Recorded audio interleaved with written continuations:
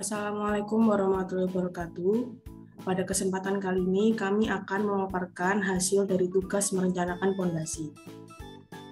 Berikut merupakan nama anggota kelompok kami. Yang pertama ada Yunita NPM 01, Ine Lutfia NPM 02, Nadifa Aprilia NPM 08, Putri Regilia NPM 13, Ignalia NPM 22, Risha Afifah NPM 28, Farah Putri NPM 40, dan Ardelia NPM 107.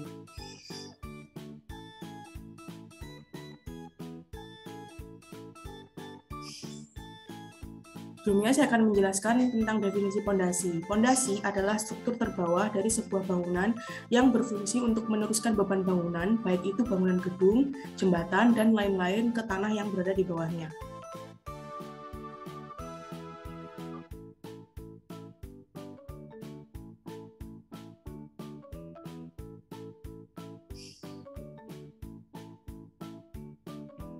Selanjutnya akan membahas tentang jenis-jenis pondasi dangkal. Yang pertama ada pondasi batu kali yang umumnya memiliki tinggi 60-80 cm dengan lebar bawahnya 60-80 cm. Kemudian ada rolak batu bata, yaitu pondasi yang digunakan untuk menahan beban bangunan. Kemudian ada pondasi plat beton lajur atau telapak, yaitu pondasi yang paling kuat karena seluruhnya terbuat dari beton bertulang. Selanjutnya pondasi sumuran. Pondasi sumuran juga sering disebut dengan silo beton. Diameter beton yang digunakan sekitar 60-80 cm dengan kedalaman 1-2 meter. Kemudian cor beton akan ditambah ke dalamnya dan dicampur dengan batu kali serta diberi besi pada bagian atasnya. Namun, pondasi sumuran tidak banyak digunakan karena membutuhkan banyak adukan beton dan slup yang berukuran besar. Selanjutnya ada pondasi bor mini. Pondasi bor mini cocok digunakan untuk jenis tanah yang buruk seperti tanah bekas rawa. Pondasi ini biasanya digunakan untuk rumah sederhana atau yang bertingkat 2 dengan kedalaman 2-5 meter. Next.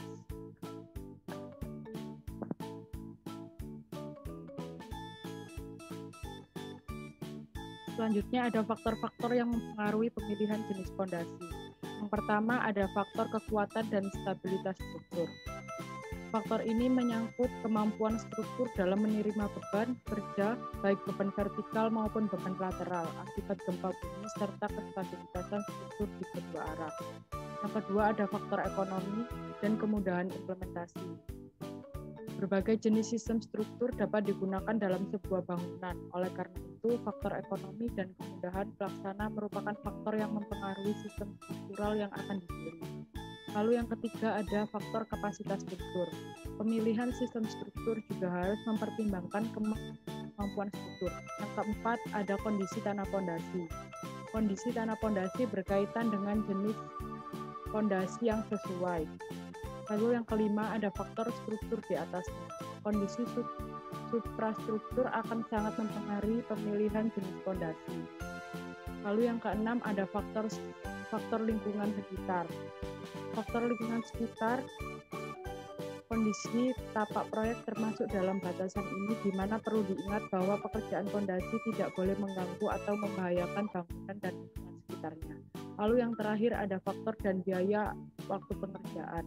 Suatu proyek pembangunan akan memperhatikan dengan cermat faktor dan biaya dalam pelaksanaan pekerjaan.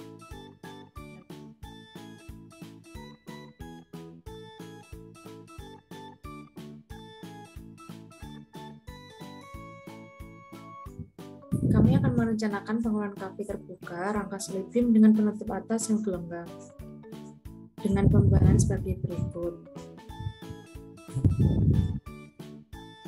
Berikut dan gambar denah bangunan kafenya dengan luas 13,5 meter x 22 meter.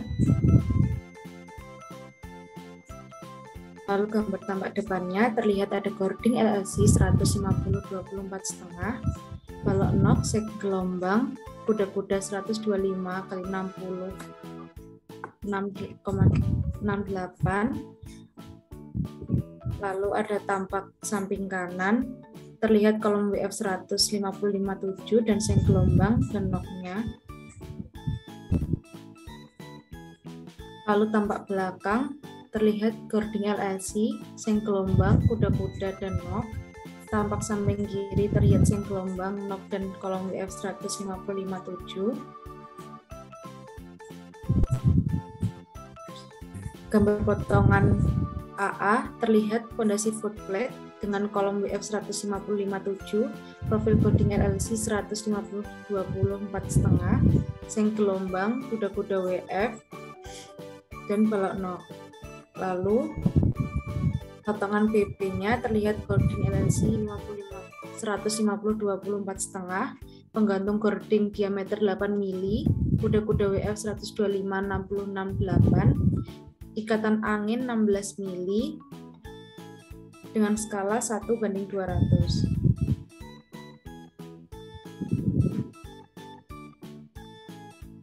Selanjutnya untuk perhitungan pembebanan, yang pertama ada beban kuda-kuda. Untuk di beban kuda-kuda, yang pertama ada beban mati atau disebut dengan GD.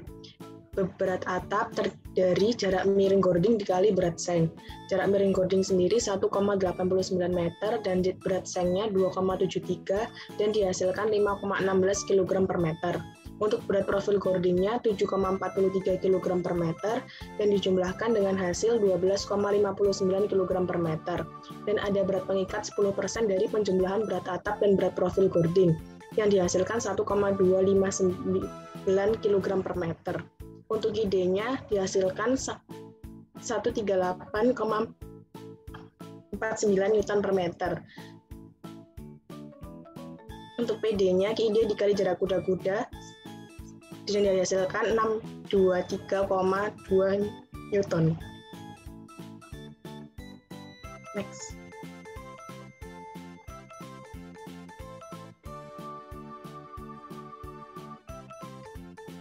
Untuk selanjutnya ada beban hidup atau disebut dengan KL. Untuk KL sendiri, KL dikali jarak datar gording dan dihasilkan 366 Newton per meter dan PL-nya KL dikali jarak kuda-kuda dan dihasilkan 1647 Newton.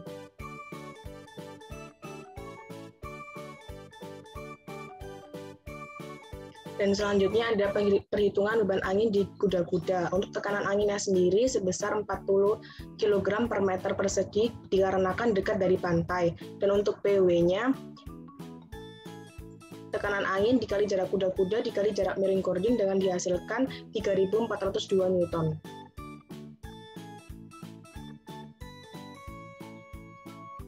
Dan PU di perhitungan beban kuda-kuda terdiri dari 1,2 PD ditambah 1 PW ditambah PL dan dihasilkan 5.087,64 Newton.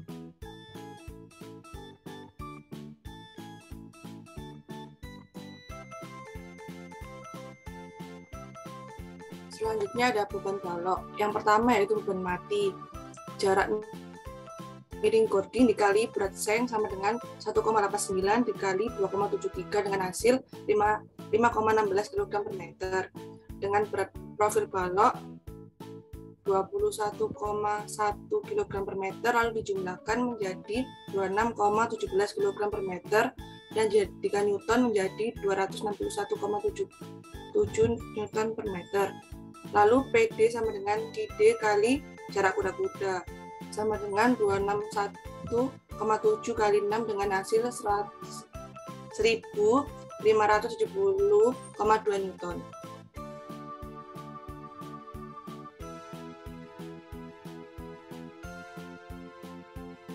Lalu ada beban hidup GL. Beban hidup terbagi rata akibat air hujan.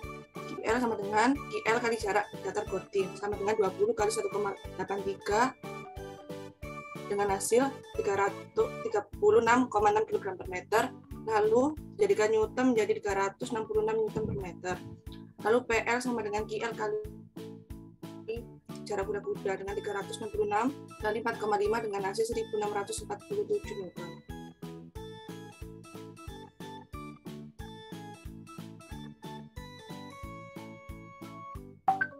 Lalu beban terfaktor PU sama dengan 1,2 PD tambah 1,6 PL dengan hasil 4.519,44 Newton.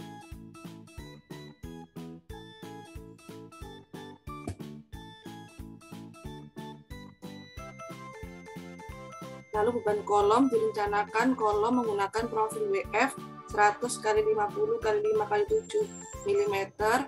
Perhitungan dilakukan dengan menggunakan SAP 2000, didapatkan hasil Pmax sama dengan 210,31 Newton.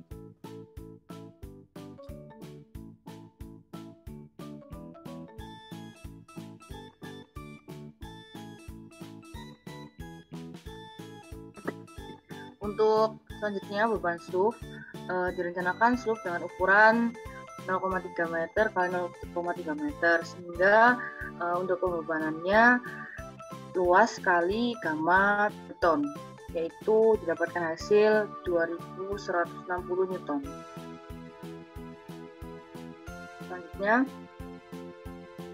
untuk P totalnya dari semua beban kita jumlahkan, didapatkan hasil 43 kN.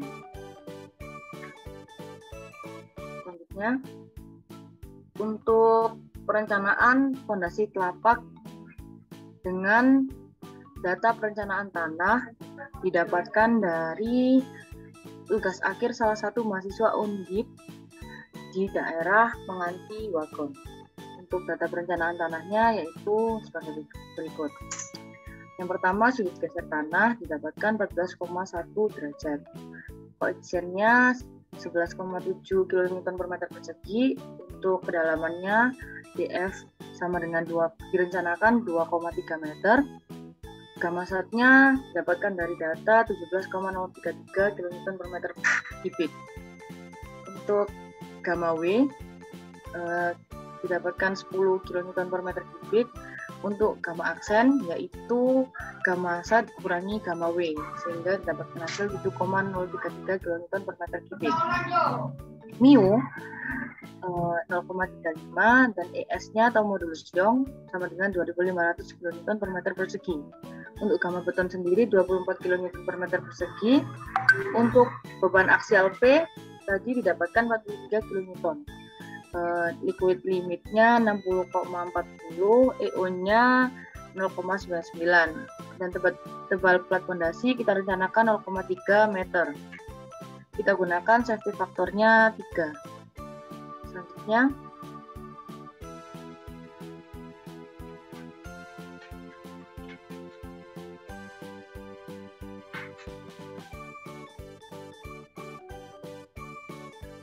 gambarnya terlihat di sini. Untuk beban aksialnya P sama dengan 43 kN dengan kedalaman 2,3 meter dengan tebal plat 0,3 meter. Ini direncanakan pada tanah lempung. Dan kita rencanakan lebar pondasinya yaitu 2 x 2 meter. Di sini kita trial and error dengan lebar pondasi 2 meter. Diketahui tadi sudut gesernya 14,1 derajat lebih kecil dari 28 derajat, sehingga kondisi ini disebut kondisi local shear failure. Untuk rumus Q kita pakai rumus Terzaghi yaitu 1,3 C aksen kali NC ditambah DF kali gamma aksen kali NT ditambah 0,4 gamma aksen kali B kali N gamma. Ini kita gunakan C aksen dan gamma aksen karena kondisi local shear failure dan pada kondisi MAT di atas, pada kondisi MAT di permukaan tanah karena termasuk tanah lempung. Jadi di sini kita dapatkan interpolasi tabel Terzaghi dengan sudut geser 14,1 derajat, kondisi local shear failure, NC didapatkan 9,394, NP didapatkan 2,556, dan N gamma didapatkan 0,2828. Sehingga kita masukkan ke ultimate-nya, di mana C aksen tadi 2/3 kali C didapatkan 7,8 kN per meter persegi. Sehingga Q ultimate-nya didapatkan 141,2606 kN per meter persegi. Untuk Q all-nya yaitu Q ultimate dibagi 1 faktor. Didapatkan 47,087 kN per meter persegi.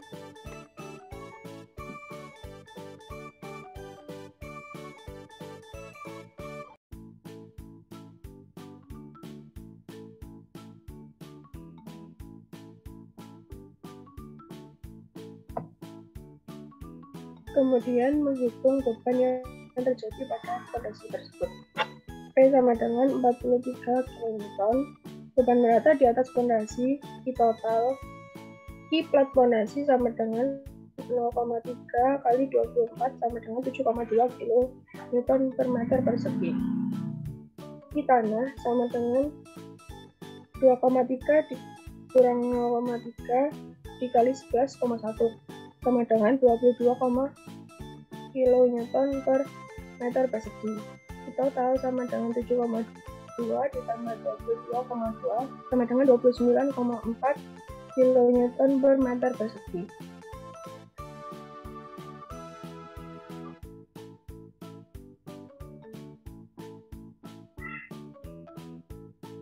Kemudian menghitung lebar ukuran plat fondasi.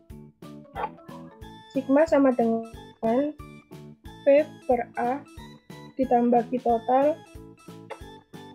sama dengan P43 dibagi 2,0 kuadrat ditambah 29,4 kN per meter persegi. Sigma sama dengan 40,15 kN per meter persegi. PA lebih besar daripada sigma. PA 47,087 kN per meter persegi. Sigma max sama dengan 40,15 kN per meter persegi. Jadi ukuran fondasi memenuhi syarat.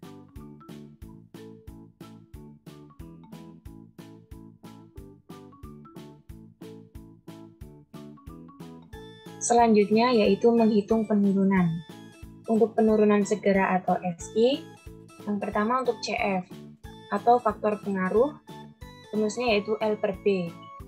Untuk L-nya 2 dan untuk B-nya 2, jadi untuk CF-nya diperoleh 1. Untuk SI-nya rumusnya yaitu Q dikalikan dengan B dikalikan dengan 1 dikurangi mu kuadrat dikalikan dengan CF atau faktor pengaruh per ES. Untuk Q atau beban terbagi ratanya 29,4, untuk B-nya lebar fondasi 2, untuk mu kuadratnya 0,35 kuadrat dan untuk CF-nya 1, untuk ES-nya atau modulus Young-nya 2500. Jadi untuk SI diperoleh 0,02064 meter dan dijadikan milimeter menjadi 20,64 milimeter.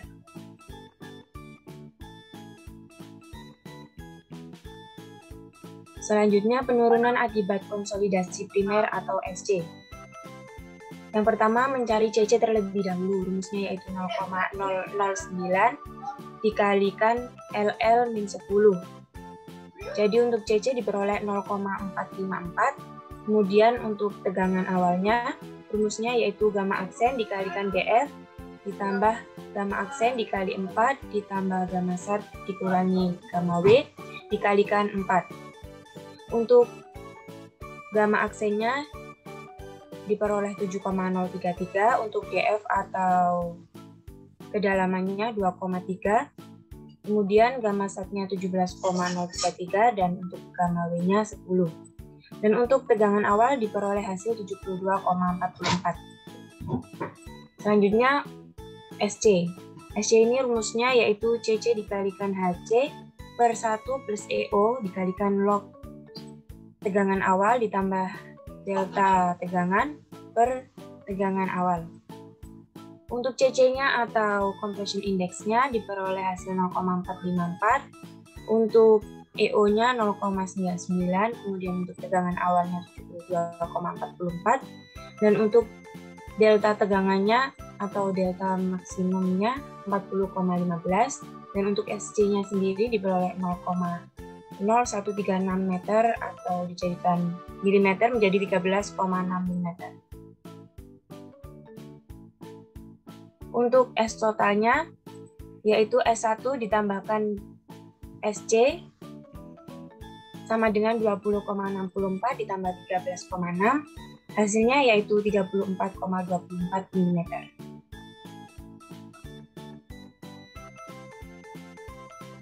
Kesimpulannya yaitu perencanaan fondasi yang digunakan untuk bangunan KP terbuka rangka baja solid beam berbentuk segi 4 dengan dimensi 2 meter dikali 2 meter dan kedalamannya yaitu 2,3 meter pada jenis tanah lempung serta MAT berada di permukaan tanah, memiliki penurunan total sebesar 34,24 mm, sehingga perencanaan fondasi tersebut dapat diterapkan di lapangan.